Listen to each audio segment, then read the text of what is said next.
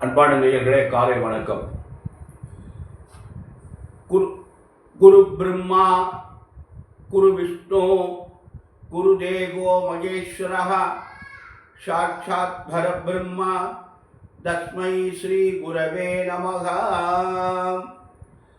கல்லாரில் புடையமர்ந்து நான்மறை 6 அங்க முதல் கற்ற கேள்வி வல்லார்கள் நான்வருக்கும் வாக்கிருந்த பூரணமாய் மறைக்கு அப்பாராய் எல்லாமாய் அல்லதுமாய் இருந்ததனை இருந்துபடி இருந்து காட்டி சொல்லாமல் சொன்னவனை நினையாமல் நினைந்து பகத் தொடக்கே வெல்வான். அன்பு சார்ந்த நேயர்களே, இன்று பங்குனி மாதம் 6ஆம் நாள் வியாழக்கிழமை, சஷ்டி திதி, அனுஷ நட்சத்திரம் இரவு 9 வரை, பின்னாடி கேட்ட நட்சத்திரம். அனுஷம் கேட்ட ரெண்டுக்குமே சித்த யோகம். இந்த பூரா யோகம் நல்லா இருக்கு. ராகு காலம் 1:30 முதல் 3 வரை, யமகண்ட காலையில் 6:30 முதல் 7:30 வரை, குளிகன் 9 முதல் 10:30 வரை, சூலம் தெற்கு, பரிகாரம் எண்ணெய். இன்று கரிநாள். கரிநாள் அன்னைக்கு எந்த காரியமும் சுபகாரியம் பண்ணக்கூடாதுன்னு ஒரு விளக்கு உண்டு. அதனால் கரிநாள் அன்னைக்கு எந்த காரியமும் செய்யக்கூடாது அப்படின்னு ஒரு கருத்து இருக்குது. அதனால் இந்த நாள் அவ்வளோ சிறப்பாக இல்லை. யோகங்கள் இருக்குது, நட்சத்திரம் நல்ல நட்சத்திரம் இருந்தாலும் நாள் கரிநாள் என்பதால் என்று நம்ம எந்த காரியத்தையும் செய்யக்கூடாது. அன்பான நேயர்களை, இந்த கிரகங்கள்லாம் எப்படி இருக்குது என்று பார்ப்போம். இந்த மீனத்தில் சூரியன், சுக்கிரன், ராகு இருக்கு. அடுத்து சந்திரன் விருச்சிகத்துக்கு வந்துட்டார். செவ்வாய் மிதுனத்தை தான் இருக்கார். புதன் கீழே மீனத்தை விட்டு கும்பத்துக்கு வந்துட்டார். கும்பத்தில் சனியும் இருக்கார். குரு ரிஷபத்தில் இருக்கு. கேது கன்னியில் இருக்கு. இது இந்த கிரக நிலைமைகள். இந்த ராசி பலன்கள்லாம் எப்படி இருக்கிறது என்று பார்ப்போம். இந்த மேஷராசி என்பர்கள், இந்த மேஷராசி என்பவர்களுக்கு இந்த அருமையான நாள் என்று சொல்வது. இந்த குரு பகவான் நல்ல இடத்துல இருக்கார். சனி பகவான் 11ஆம் இடத்துல இருக்கார். இதெல்லாம் நல்லதே நடக்கும், நல்ல காரியங்கள்லாம் நடக்கும் அப்படின்னு சொல்கிறது. இந்த சந்திராட்சமம் அப்படின்னு சொல்கிறாங்க. இந்த சந்திராட்சமத்தை பற்றி பெருசாக சொல்லிட்டு இருக்காங்க. 2.25 நாளைக்கு சந்திராட்சமம் இருக்குது. இந்த 2.25 நாள் நம்ம எதுவுமே செய்யாமல் இருக்க முடியுமா? செய்யாமல் இருந்தால் எப்படியாவது வாழ முடியுமா? ஒரு தொழில் பண்ணுறவன், வேலை பார்க்குறவன் யாரோடையும் பேசக்கூடாது, யாரோடையும் பேசாதீங்க அப்படிங்கிறாங்க. வசதி படைத்தவர்கள் மௌனமாக இருக்கலாம். வசதி இல்லாதவர்கள் வேலை பார்த்து தானே ஆகணும், கூலி வேலை பார்க்க போய்த்தானே ஆகணும், சம்பளத்துக்கு போத்தானே வேணும், ஆஃபீஸுக்கு போத்தானே வேணும். அதனால் இந்த மேஷராசிக்கு சந்திராட்சமாக இருக்குது. நான் இந்த சந்திராட்சம் அதிகமாக முக்கியம் கொடுக்குறதில்ல. ஏன்னா நம்ம என்ன சந்திராட்சமாக தெரிஞ்சுக்கிறோம். சந்திராட்சமத்துக்கு நம்ம கொஞ்சம் அனாவசியமாக தேவையில்லாமல் நம்ம தொழிலோடு நம்ம நின்றுட வேண்டியது. அனாவசியமாக யாரோடையும் பேச்சுவார்த்தையில் வச்சுக்கிறது, வேறு எங்கேயாவது தேவையில்லாத இடத்துக்கு போகிறது, இதெல்லாம் நம்ம தவிர்த்துட்டோம்னா இது ஒன்றும் பண்ணாது. அந்த சந்திராட்சம நாளில் இறை வழிபாடு நம்ம கொஞ்சம் கவனமாக அதிகமாக செலுத்தி வந்தோம்னா அது நம்மளை ஒன்றும் செய்யாது. அதனால் அதை பற்றி பெருசாக நம்ம ஒன்றும் பயப்பட வேண்டிய அவசியம் இல்லைங்கிறது என்னுடைய அனுபவத்தினுடைய ஒரு கருத்து. அடுத்து ரிஷபராசி என்பவர்களே, என்று உங்களுக்கு குரு ஜென்ம குரு இருக்கார். ஜென்மத்தில் இருக்கார் குரு. அவர் ஏதாவது தேவையில்லாத பிரச்சனைகளை உண்டு பண்ணுவார். அவர் ஒரு நல்ல சூழ்நிலையிலே இல்லை. அதனால் அவங்களுக்கு ஜென்மத்தில் குரு இருக்கக்கூடாது. எப்போதுமே ஜென்மத்தில் குரு இருந்தால் ரொம்ப சிரமம் அப்படின்னு சொல்கிறது. அதனால் இவருக்கு அந்த குரு ஜென்மத்தில் இருந்துக்கிட்டு நம்மளோட இடமாற்றங்கள், பிரச்சனைகள் என்னமா தேவையில்லாத சூழ்நிலை கொடுப்பார். அவர் என்ன 2 மாதம் தான் இருக்கார். கவனமாக நடந்து கொள்ளுங்கள். இன்றைக்கி தேதி பங்குனி 6 ஆச்சு. அதனால் கரெக்டான 2 மாதம் இருக்குது. சித்திரை மாதம் 28ஆம் தேதியோடு அவர் அந்த ஜென்மத்திலேருந்து 2ஆம் இடத்துக்கு வந்துடுறாரு. ரிஷபராசிக்கு நல்ல நேரம். ஆனால் இப்போ ரிஷபராசிக்கு சனி 10ல் இருக்குது, ராகு 11ல் இருக்குது. இது ரெண்டும் நல்ல பலன். அதனால் ரிஷபராசின் மேலே பார்த்து கவனமாக நிதானமாக கொஞ்சம் பொறுமையாக நடந்து கொள்ளுங்கள், நல்லதே நடக்கும். அடுத்தபடியாக மிதுன ராசி என்பவர்கள, உங்களுக்கு ராசியில் செவ்வாய் இருக்குது. உடம்பு கொஞ்சம் படுத்துத்தான் செய்யும். குரு பகவான் 12ஆம் இடத்துல இருக்கார். விரயங்கள் நிறைய நடக்கும், செலவுகள்லாம் நடக்கும். பார்த்து இருந்தால் நடந்து கொள்ளுங்கள். உங்களுக்கு வந்து 10ல் ராகு இருக்கும்போது தொழில் நன்றாக இருக்கும். 5 கூடையவனும் 10ல், சூரியன் 10ல், ராகு 10ல், இதெல்லாம் உங்களுக்கு நல்ல அமைப்பு. அதனால் மிதுன ராசி என்பவர்களுக்கு தேவையில்லாத செலவு நடக்கும், ஆனால் வருமானங்கள் வரும். பார்த்து நல்ல செலவுகளாக பண்ணுங்க, பொறுமையாக நடந்து கொள்ளுங்கள். கடகராசி என்பவர்களே உங்களுக்கு குரு பகவான் 11ஆம் இடத்துல இருக்கார், நல்ல இடத்துல இருக்கார். குரு பகவான் மட்டும்தான் உங்களுக்கு நல்லா இருக்கார். அதனால் பார்த்து கவனமாக நடந்து கொள்ளுங்கள், நல்லதே நடக்கும், நல்ல காரியங்களாக நடைபெறும். சிம்மராசி என்பவர்களே உங்களுக்கு குரு 10ல் இருக்கார். 10ல் குரு வந்து நல்ல இடம்ல இருக்குது. 10ஆம் இடம் வந்து குருவுக்கு ஒரு நிறைவான இடம்னு சொல்ல முடியாது. அதனால் அவர் ஏதாவது தேவையில்லாத பிரச்சனைகளையும் கெட்ட வேலை போகிற மாதிரி சூழ்நிலையெல்லாம் உண்டு பண்ணுவார். அதனால் பார்த்து கவனமாக நடந்து கொள்ளுங்கள். வேலை பார்த்து வந்த அன்பர்களாக இருந்தாலும் எல்லோரும் வேலை பார்த்து தான் ஆகணும். ஒரு ஆஃபீஸில் வேலை பார்க்குறோம்னா மேலதிகாரிகிட்ட கவனமாக நடந்து கொள்ளுங்கள். ஒரு கடையில் வேலை பார்க்குறோம்னா முதலாளியில் பக்குவமாக நடந்து கொள்ளுங்கள். அப்படிங்கிற ஒரு நமக்கு வந்து கொஞ்சம் பொறுமையாக நிதானமாக கவனமாக நடந்து கொண்டிட்டோம்னா நம்ம அந்த சிரமங்கள் வந்து குறையிறதுக்கு வாய்ப்பு இருக்குது. நம்ம அதெல்லாம் கவனம் இல்லாமல் முரட்டுத்தனமாக நடந்துக்கிட்டோம்னா கண்டிப்பாக நம்ம அனுபவிச்சு தான் செய்யணும். அதனால் அன்பான நேயர்களை உங்களுக்கு சிம்மராசி என்பவர்களை பார்த்து ஜாக்கிரதையாக நடந்து கொள்ளுங்கள். கன்னிராசி என்பவர்களுக்கு நல்லதெல்லாம் நடக்கும், நல்ல காரியம்லாம் நடைபெறும். கன்னிராசி என்பவர்களுக்கு பிரமாதமாக இருக்குது. சனி 6ல் இருக்குது, குரு வந்து 9ஆம் இடத்துல இருக்கார். ஓடி போனவங்க 9ஆம் இடத்துல குருன்னு சொல்லுவாங்க. அதனால் 9ஆம் இடத்துல குரு இருப்பது பெரிய சிறப்பு, நல்லதெல்லாம் நடக்கும். அன்பான துளாராசி என்பதில் உங்களுக்கு அஷ்டம குரு, 8ஆம் இடத்துல குரு இருக்கார். சீக்கிரமாக நகர்ந்துக்கிட்டே இருக்கார், விலை வர போகிறாரு. ஏன்னா 2 மாதம் தான் இருக்குது. சித்திரை மாதம் 28ஆம் தேதி மதியானம் 1:19 குரு பேச்சு ஆகி மிதுனத்துக்கு 9ஆம் இடத்துக்கு வந்துடுறாரு. அதுக்கு பிறகு உங்களுக்கு அமோகமாக இருக்கும் 1 வருஷத்துக்கு. இப்போ புதுசாக எதையும் செய்யாதீங்க. இந்த 2 மாதத்துக்கு புது முதலீடு எதுவும் செய்யுங்க, கொஞ்சம் பொறுமையாக இருங்க. குரு பேச்சுக்கு அப்புறம் எதை வேணாலும் செய்யுங்க, நல்லது. அன்பான விருச்சிக ராசி என்பதில் உங்களுக்கு குரு பகவான் நன்றாக இருக்கிறாரு. நல்ல பலன்கள்லாம் நடைபெறும், நல்லதே நடக்கும், நல்ல காரியங்களாக நடக்கும். பார்த்து ஜாக்கிரதையாக நடந்து கொள்ளுங்கள். பொறுமையாக நிதானமாக நடக்குமோ. 2 மாதம் தான் இருக்குது, அதுக்கப்புறம் 2 வருஷம் குருவுடைய அமைப்பு உங்களுக்கு சரியில்லை. அன்பான தனுசு ராசி என்பதில் உங்களுக்கு வந்து குரு பகவான் வந்து 6ஆம் இடத்துல இருக்கார். ஆரோக்கியத்தில் கொஞ்சம் கவனம் தேவை. உடல்நிலையில் ரொம்ப சற்று கவனமாக நடந்து கொள்ளுங்கள். அதன் பிறகு உங்களுக்கு நல்லது நடக்கும்.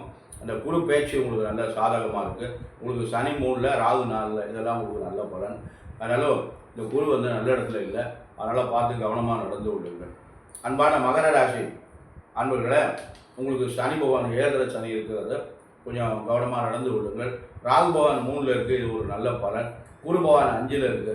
இது ரெண்டும் உங்களுக்கு ராகுவும் குருவும் உங்களுக்கு நல்லது பண்ணுவாங்க, நல்லதே நடக்கும், நல்ல காரியம்லாம் நடைபெறும். அன்பான மகர ராசி என்பவர்களை ஜாக்கிரதையாக நடந்து கொள்ளுங்கள். 7:30 கழிவு நேரம், பொறுமையாக நிதானமாக நடந்து கொள்ளுங்கள். வண்டி வாகனங்களில் மெதுவாக போங்க. அடுத்து கும்பராசி என்பவர்களை நீங்களும் கவனமாக இருக்கணும். ஏன்னா உங்களுக்கு ஜென்மஜனி நடக்குது, பொறுமையாக நடந்து கொள்ளுங்கள். அதாவது எனக்கு ஜென்மஜனி நடக்குது, ஒன்றுமே நடக்க மாட்டேங்குன்னு கடவுள் மேலே குறை சொல்லாதீங்க. அதனால் அது பாட்டுக்கு நடக்க தான் செய்யும், எல்லாருக்கும் வரத்தான் செய்யும். அதனால் நம்ம கவனமாக நிதானமாக பொறுமையாக நம்ம நடந்து கொண்டு இறை வழிபாடு பண்ணிட்டு வந்தோம்னா எல்லாமே நிவர்த்தியாகும். அந்த குரு பேச்சு உங்களுக்கு நல்ல சாதகமாக இருக்குது. இப்போ 4ல் இருக்காது குரு, அதனால் 4ல் குரு இருக்கும்போது வாகனங்களில் ரொம்ப கவனமாக இருந்துக்கணும். என்னுடைய அனுபவத்தில் நிறைய நானே அனுபவிச்சிருக்கேன். 4ஆம் இடத்துல குரு வரும்போது எப்படி தான் மெதுவாக போனாலும் என்ன மாதிரி வாகனத்தில் பிரச்சனைகள் இருக்கிறது, யாராவது வந்து நம்மளை முட்டிடுறாங்க. அதனால் ரொம்ப கவனமாக. 4ஆம் இடம் வாகனஸ்தானம், அதனால் சுகத்தையும் நிறுத்தும். சுகஸ்தானம், யாராவது வந்து வண்டியை முட்டி நம்ம கீழே வந்தோம்னா சுகம் போச்சு இல்லையா, அந்த மாதிரிலாம் அமைப்பு இருக்குது. அதனால் இதெல்லாம் வந்து அனுபவம் தந்த பாடம். ஜோதிட ஒரு பக்கம் இருக்கட்டும், அனுபவம் தான் நமக்கு ரொம்ப முக்கியம். அதனால் மீனராசி என்பதில் உங்களுக்கும் 7:30 இருக்குது, உங்களுக்கும் குரு பகவான் சரியில்லை. அதனால் பார்த்து கவனமாக நடந்து கொள்ளுங்கள். மகர ராசி, கும்பராசி, மீனராசி என்பதில் 7:30 சனியுடைய தாக்கம் இருக்கிறது. ரொம்ப ஜாக்கிரதையாக நிதானமாக நடந்து கொள்ளுங்கள். அன்பான நேயர்களே, நம்ம வந்து இறை வழிபாடு தான் நமக்கு ரொம்ப சிறந்தது. நான் அதை தான் தினமும் சொல்லிட்டு இருக்கேன். இறை வழிபாடு தான் நமக்கு ரொம்ப முக்கியம். நமக்கு பெரியவங்கள்லாம் என்ன பண்ணி தந்திருக்காங்க நமக்கு அப்படின்னா, நிறைய நல்வழிகள் எல்லாம் தந்திருக்காங்க.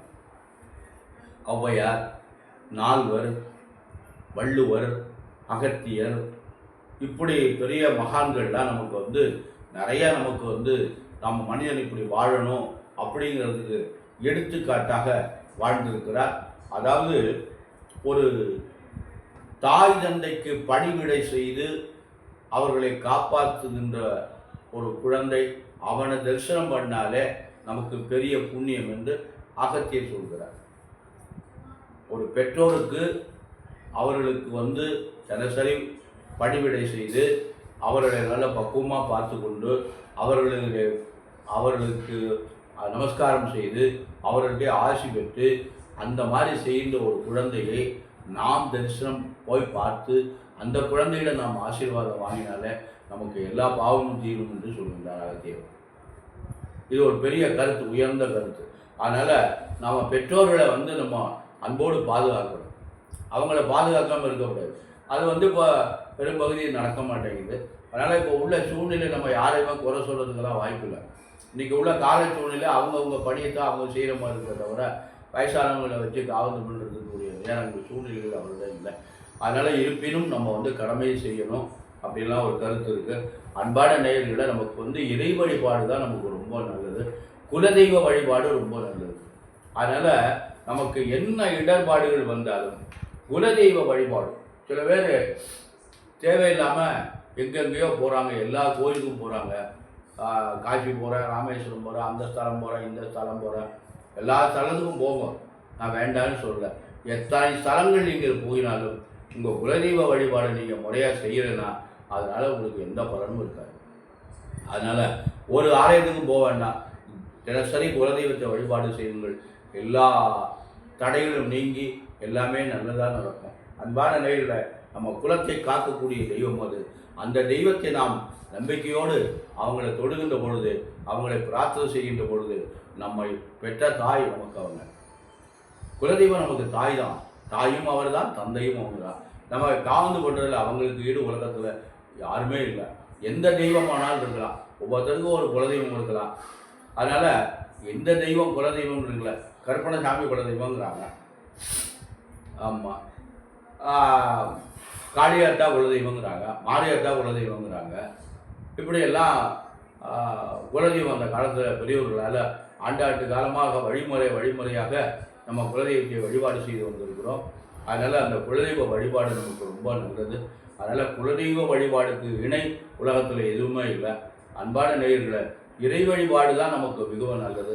நிறைய நோய்கள் எல்லாம் இருக்குது, நோய்கள்லாம் வருது. அந்த நோய்களுக்கெல்லாம் காரணம் என்னன்னு கேட்டால் நம்முடைய இந்த உணவு பழக்க வழக்கங்கள், நம்ம நாகரிகம் என்ற பெயர்களில் நம்ம நிறைய தவறான முறையில் நடந்து விடுகிறோம். அந்த பழக்க வழக்கங்கள் இதனால் நோய்கள் வருவதற்கு நிறைய காரணங்கள் நிறைய இருக்கிறது. அதனால் நம்ம நாகரிகமாக இருக்கணும், அநாகரிகமாக இருக்கக்கூடாது. நாகரிகமாக இருக்கணும், அது நல்லது. நாகரிகமாக பேசணும், நாகரிகமாக உடை உடுத்திக்கணும், நல்லா இருக்கணும், சுகமாக இருக்கணும், சந்தோஷமாக இருக்கணும். இதுதான் உண்மை. ஆனால் கல்ச்சரை மறந்துடக்கூடாது, நம்முடைய பண்பாடுகளை மறந்துடக்கூடாது. பண்பாடை மறந்துட்டு மேலை நாட்டு அவர்கள் மாதிரி நம்ம நடந்துடக்கூடாது. மேலை நாட்டவர்கள் எப்படி நடக்கிறாங்கன்னா அவங்க நம்ம பண்பாடெல்லாம் அவங்கள்ட்ட கிடையாது, கல்ச்சருக்கு அவங்களுக்கு எந்த கல்ச்சரும் கிடையாது. அவங்க எப்படி வேணாலும் நடந்து கொள்வாங்க, அவங்கள யாரும் கட்டுப்படுத்த முடியாது. இங்கே நம்ம நாட்டில் அப்படி கிடையாது. நமக்கு கட்டுப்பாடு என்று ஒன்று இருக்கிறது, ஒரு கட்டுக்கோப்பு ஒன்று இருக்கிறது. நமது வம்ச வழியாக வந்த நம்ம குடும்பத்து பழக்க வழக்கங்கள் ஒன்று இருக்கிறது. இதையெல்லாம் நம்ம அனுசரித்து தான் நம்ம நடந்து கொள்கின்றோம். அதனால் அன்பான நேயர்களே, நமக்கு இறை வழிபாடு தான் நமக்கு, அதாவது திருவாசகத்துக்கு உருகாதார், ஒரு வாசகத்துக்கு உருகாதார் என்று சொல்கிறார். திருவாசகம் மாதிரி ஒரு பெரிய ஒரு பொக்கிஷம் நமக்கு எந்த நாட்டிலையும் நமக்கு கிடைக்கல. அதுலேயும் இந்தியாவில் நம்ம தமிழ்நாட்டில் தான் இந்த சைவ சமய குறவர்கள் 63 நாயன்மார்களும் இங்கு தான் பிறந்திருக்கிறாங்க. தமிழ்நாடு அவ்வளவு பெரிய உயர்ந்த மகத்துவம் பொருந்திய மண். இந்த மண்ணை ரொம்ப அழிச்சிட்டாங்க. இந்த மகத்துவம் பொருந்ததெல்லாம் எல்லாத்தையும் அழிச்சிட்டு அவங்க வேறு மாதிரிலாம் பண்ணிட்டு இருக்காங்க. அதனால் நம்ம தமிழ் கல்ச்சருக்கு பார்த்தீங்களா, தமிழை பேச மாட்டேங்கிறாங்க. தமிழ்னு சொல்கிறாங்க, ஆனால் பேசுகிறது பூரா ஆங்கிலத்தில் தான் பேசுகிறாங்க. தமிழ்லேயே உச்சரிக்க மாட்டேங்கிறாங்க.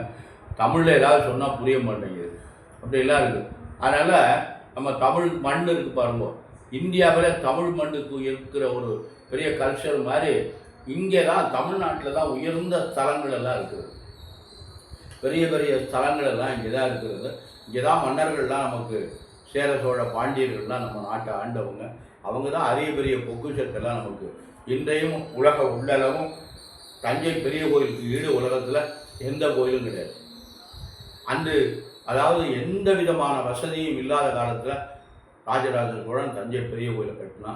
அன்றைக்கு என்ன விஞ்ஞான அறிவுகள் இருந்தது, என்ன கருவிகள் இருந்தது, ஒன்றுமே கிடையாது. மனித பலத்தை வைத்து அந்த கோயிலை கட்டியிருக்கிறான். அந்த கோயிலெல்லாம் எப்படி நிர்வாகித்தான் எப்படி இந்த அவ்வளோ பெரிய கல்லை ஒரே கல்லை எப்படி அவ்வளோ உயரத்துக்கு கொண்டு போனால் அந்த அன்றைக்கு இருந்தவர்கள் தான் பெரிய அறிவாளிகள். இந்த விஞ்ஞானத்தை வைத்துக்கிட்டு நாங்கள் அதை பண்ணிட்டோம் இதை பண்ணிட்டோம்னு சொல்கிறவங்களாம் அறிவாளின்னு ஏற்றுக்கொள்ள முடியாது. அறிவாளிகள் தான், நாங்கள் இல்லைன்னு சொல்லலை. ஆனால் அன்று இருந்த விஞ்ஞானிகளுக்கும் இன்று இருக்கிற விஞ்ஞானிகளுக்கும் ஒப்பிட்டு பாருங்கள். எந்த விதமான சாதனமும் இல்லாமல் அன்று பயன்படுத்தி இருக்கிறாங்க. அது ஒரு பெரிய மகத்துவமான தன்மை. அதனால் அன்பான நேயர்களை இறை வழிபாடு செய்யுங்கள், குலதெய்வ வழிபாடு பண்ணுங்கள், குலதெய்வத்தை மறந்துடாதீங்க. அதாவது இந்த ஜாதகத்தில் பார்க்கும்போது குலதெய்வ தோஷம் இருக்கிறது என்ற ஒரு கணக்கு வரும் ஜாதகத்தில். அது அப்படின்னா குலதெய்வம் நம்மளை சாபம் விடுமா? சாபம்லாம் விடாது. நம்ம அந்த பக்கமே போகலைன்னா நம்மளே வரமாட்டேங்கிறானே, நம்ம குடும்பத்தை காந்து பண்ணுறோமே அப்படின்னு ஒரு வருத்தம் இருக்கும். அந்த வருத்தம் நம்மளை பாதிக்கும். எப்போதுமே தாய் நம்மளை சபிக்க மாட்டாங்க. கோழி மிதித்து குஞ்சு நுடமாகாது என்று சொல்லுவாங்க. அதனால் தாய் தந்தை நம்மளை சபிச்சிட மாட்டாங்க. நம்ம உதவி பண்ணாட்டாலும் போகிறா மகாராஜனாக இருக்கட்டும் அப்படின்னு சொல்லுவாங்களே தவிர நம்மளை சபிக்க மாட்டாங்க. அதனால் இருப்பினும் நம்மளுடைய கடமை ஒன்று இருக்கு இல்லையா? அதனால் குலதெய்வ வழிபாடு நாம் கண்டிப்பாக செய்ய வேண்டும். எல்லாரும் தினம் வீட்டில் பெண்கள் விளக்கேற்ற இருந்த பொழுது குலதெய்வத்தை நினைத்து தான் விளக்கேற்ற வேண்டும். காலை மாலை 2 வேளையும் நம்ம என்னதான் அவசரம் இருந்தாலும் எவ்வளோ சீக்கிரமாக வேலைக்கு போனாலும் இருப்பினும் நம்முடைய பணியை செய்துட்டு தான் நம்ம போகணும்.